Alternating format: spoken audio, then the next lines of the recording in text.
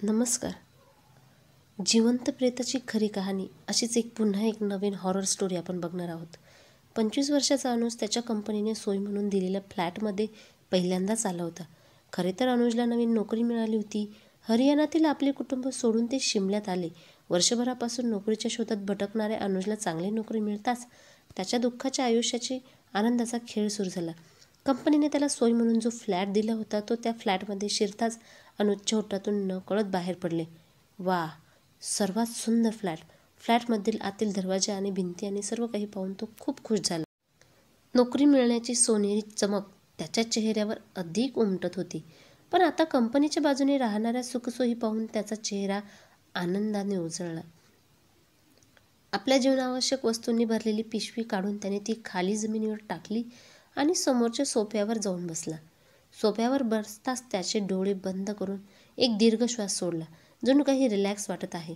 मग काही क्षणानंतर अनुज फ्रेश होण्यासाठी बाथरूममध्ये गेला. आनंदी मूडमध्ये एवढेच नाही तर त्याने थरथरणारे पाय त्याच्या गुंजनांचा आनंद व्यक्त करत होते. थरथरत तो वॉशरूममध्येच पोहोचला. बाथरूमच्या आत पोहोचून अनुजने समोरच्या आरशात बघितले आणि स्वतःशी स्मित हास्य केले. मग लवकरच तो आंघोळीच्या तयारीला आपल्या कामात व्यस्त झाला. आंघोळीला सामोरे गेल्यानंतर जेव्हा त्याने स्वतःला आरशात पाहण्यासाठी पुन्हा पाहिले तेव्हा त्याला धक्काच बसला. अचानक त्याच्या चेहऱ्यावर संभ्रम उमटला. त्याच्या डोळ्यात प्रश्न उभा राहिला. कारण यावेळी आरशाकडे पाहत असताना अनुजला आरशावरच एकाच वेळी अनेक तडे पडलेले दिसले. आरशावरचे तडे असे होते की जणू कोणीतरी कठोर दगडाने आरसा फोडला आहे. पण अनुजने असा कुठलाही आवाज ऐकला नव्हता ज्यावरून तो दगडावर आदळल्यानंतर आरसा तडकल्याचा अंदाज लावू शकतो.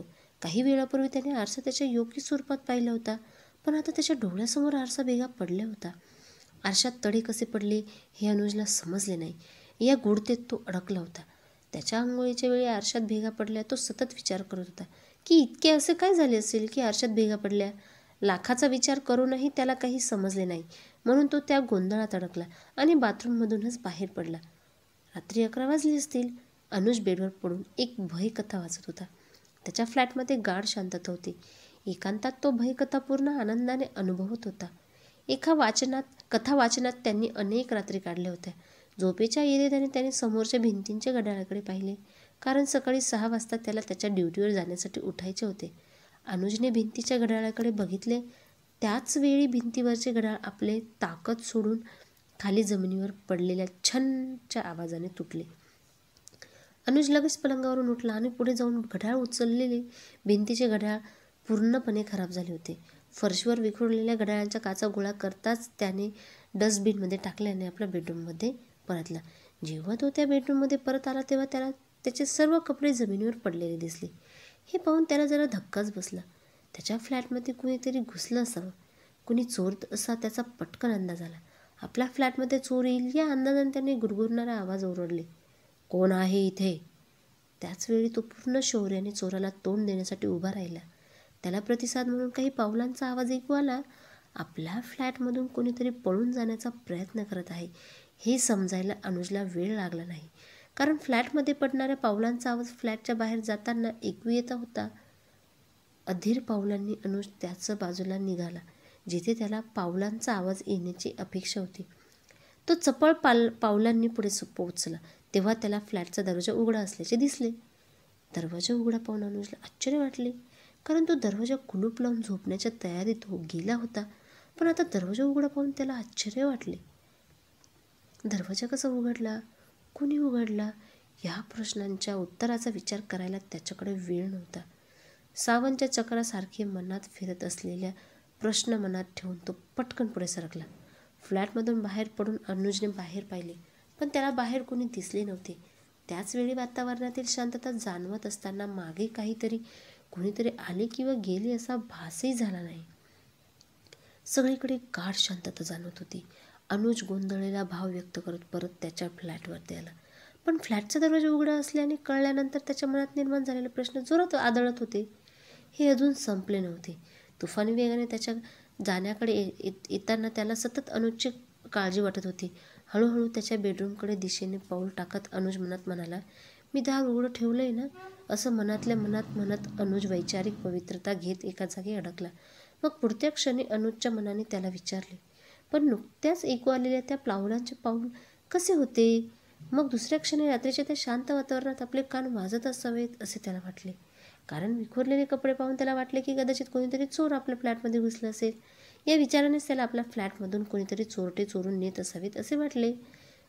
मनात उमटलेले प्रश्न आणि उत्तरे संपवून तो आपल्या फ्लॅटचा दरवाजा बंद करून, लाईट बंद करून बेडवरती आला. अर्धी रात्र उलटून गेली होती. फ्लॅटमध्ये पसरलेल्या विचित्र वासामुळे अनुजचे डोळे उघडले. पलंगावरून उठून त्याने सर्व दिवे लावले आणि इकडे तिकडे डोळे वटारून तो वास कुठून आणि काय येतोय हे जाणून घेण्याचा प्रयत्न करू लागला. याचा शोध घेत फ्लॅटची चाचपणी करून शेवटी तो बाथरूमच्या दिशेने निघाला. बाथरूममध्ये पोहोचल्यावर त्याला मोठा धक्का बसला. त्याच्या डोळ्यातच नाही तर चेहऱ्यावरही भीतीचे अनंत भाव उमटले होते. अनुज त्याच्या जागी उभा असलेल्या दगडाची मूर्ती बनली होती. त्याचे हृदय जोरात धडधडत होते, पण मन शांतपणे संध्याकाळ करू लागले. कारण बाथरूमच्या मधोमध एका मुलीच्या रक्ताने माखलेला मृतदेह पडलेला होता. मृतदेह शाबूत होता, परंतु त्याचा चेहरा पूर्णपणे रक्ताने माखलेला होता. मृतदेह पाहताना डोक्यात वार करून त्याची हत्या झाल्याचे सर्वक्ष होते. प्रेताच्या चेहऱ्यावरची सावली रक्ताचा कोरडा कवच बनली होती. यावरून त्याचा खून होऊन बराच काळ लोटला असावा असा अंदाज लावता येतो. आपल्या बाथरूममध्ये मृतदेह पाहून घाबरलेल्या अनुजलाही समजले नाही की हे प्रेत त्याच्या बाथरूममध्ये आले कसे. अनुजचे सगळे मन बिघडले होते. त्याला काही समजत नव्हते. काही वेळाने जणू तो खोल गोंधळातून जागा झाला. त्याने लगेच पोलिसांना या घटनेची माहिती दिली असा विचार केला. हा विचार त्याच्या मनात येताच तो पुन्हा आपल्या बेडरूमकडे वळाला. त्याने बेडरूमचा मोबाईल उचलला आणि लगेच पोलीस स्टेशनला नंबर जुळवण्याचा सुरुवात केली. तो पूर्ण नंबर डायल करण्याआधीच त्याचे कोणीतरी मधुर आवाजात हाक मारली. हा गोड आवाज ऐकून तो लगेच मागे वळाला. त्याने वळून पाहिले तर त्याच्या डोळ्यासमोर तीच मुलगी उभी होती. एक मृतदेह म्हणून बघून तो त्याच्या बाथरूममध्ये निघून गेला होता. अनुजने तिला बाथरूममध्ये पाहिलं होतं त्याच स्वरूपात ती मुलगी होती. तिला पाहून अनुज घाबरला. सर्व काही विसरून त्याने घाबरलेल्या आवाजात मुलीला विचारलं, तू कोण आहेस? तिच्या चेहऱ्यावरून खूप भीतीदायक भाव व्यक्त करत ती मुलगी म्हणाली, मी एक प्रेत आहे. तोच मृतदेह तू काही वेळापूर्वी तुझ्या बाथरूममध्ये पाहिला होता. मलाही ते माहीत आहे, अनुज थरथरत्या आवाजात म्हणाला. पण तू जिवंत कसा झालास? तुला प्रेत बनायला? मुलीचा आवाज घाबरला. अनुजला समजायला वेळ लागला नाही की समोर उभा असलेला जिवंत प्रेत भूत आहे. अनुज सावधपणे म्हणाला, पण तुला मला प्रेत का बनवायचं आहे? शेवटी माझा काय दोष? तुझा दोष एवढाच आहे की तू या फ्लॅटमध्ये येऊन राहिला आहेस. या फ्लॅटमधून बाहेर पडण्यासाठी मी तुला अनेक हातवारे केले. आधी त्याने तुमच्या बाथरूमचा आरसा फोडला आणि मग तुमचे भिंतीचे घड्याळ तोडले. त्यानंतर तुमच्या कपड्यांनी भरलेली पिशवी रिकामी केली. तुमचे कपडे काढले आणि फेकून दिले. मग तुमच्या फ्लॅटचा दरवाजा उघडा जेणेकरून तुम्ही या छोट्या छोट्या घटनांमुळे घाबरून पळून जाल. पण तू खूप बेधडक निघालास. त्यामुळे आता मी तुला कोणत्याही किमतीत जिवंत सोडू शकत नाही. पण तू मला या फ्लॅटमधून का काढू इच्छिते? कारण या फ्लॅटमध्ये दोघांनी मिळून माझी हत्या केली. त्या दिवसापासून मी या फ्लॅटमध्ये राहतोय. पण तुझ्यासोबत असं का झालं? त्या दोघांनी तुझी हत्या का केली? अनुजने विचारले. कारण त्या दोघांनी मला वाढवले. या फ्लॅटमध्ये आणून त्यांनी माझ्यावर बलात्कार केला होता. त्यानंतर माझी हत्या झाली. तेव्हापासून मी इथेच त्यांची वाट पाहत आहे. एक दिवस दोघी इथे नक्की येतील आणि मी त्यांना माझ्या हाताने संपवून टाकेन. त्यासाठी या फ्लॅट रिक्त राहणे अत्यंत महत्त्वाचा किंवा आवश्यक आहे. ठीक आहे, तर मी या फ्लॅट सोडतो आणि आता जातो, अनुज त्याच आवाजात म्हणाला. नाही, ती सूचक स्वरात म्हणाली. आता या फ्लॅटमधून फक्त तुझा मृतदेह जाईल. कारण तुला माझे वास्तव्य माहीत आहे. त्यामुळे तुला जिवंत सोडून तुर्तास चर्चेचा विषय बनवून इच्छित नाही. नाहीतर माझा उद्देश अपूर्ण राहील. माझ्यावर विश्वास ठेव, अनुज मागे सरकत म्हणाला. मी तुझे गुपित ठेवीन. मी तुझ्याबद्दल कोणालाही सांगणार नाही. माझ्यावर विश्वास ठेव, मला जाऊ द्या. अनुज रडायला लागला. तुम्ही जिवंत परत येऊ शकत नाही, मुलगी म्हणाली. मला जाऊ द्या असं म्हणत अनुज इतका मागे पडला की त्याला आता परत जाता येत नव्हते. म्हणजेच त्याची कंबर भिंतीला लागून होती. चेहऱ्यावर भीतीचे भाव येऊन मुलगी त्याच्या दिशेने पावले टाकू लागली. अनुजचे हृदय वेगाने धडधडू लागले आणि त्याच्या डोळ्यासमोर आपला मृत्यू नाचताना दिसू लागला.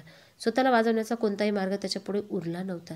त्याला कोणत्याही किमतीत मरायचे नव्हते. पण इच्छा नसतानाही त्याचा मृत्यू सतत त्याच्याकडे येत होता. अनुज प्रत्येक क्षणी या विचारत होता की काही सुटकेचा मार्ग समोर आला तर लगेच या अकाली मृत्यूपासून स्वतःला वाचवावे. पण मृत्यूशिवाय त्याच्यासमोर काहीच नव्हते. मृत्यू तिला वेठीत धरण्याच्या इराद्याने प्रत्येक क्षणाला तिच्याजवळ येत होता. मृतदेह त्याच्यापासून 4 पावले दूर असताना अचानक अनुजचा आवाज आला. तो म्हणाला, थांब. मला मरण्यापूर्वी गंगाजलाचे काही थेंब तोंडात घालायचे आहे.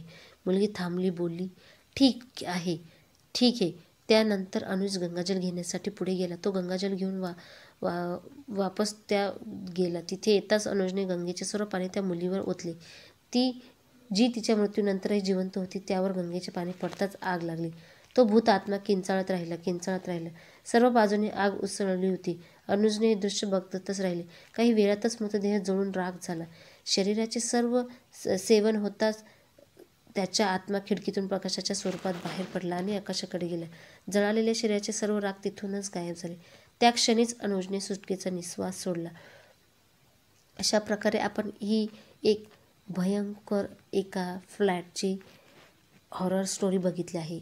स्टोरी आवडली असेल तर लाईक करा, शेअर करा, सबस्क्राईब करा आणि कमेंट बॉक्समध्ये कमेंट करा.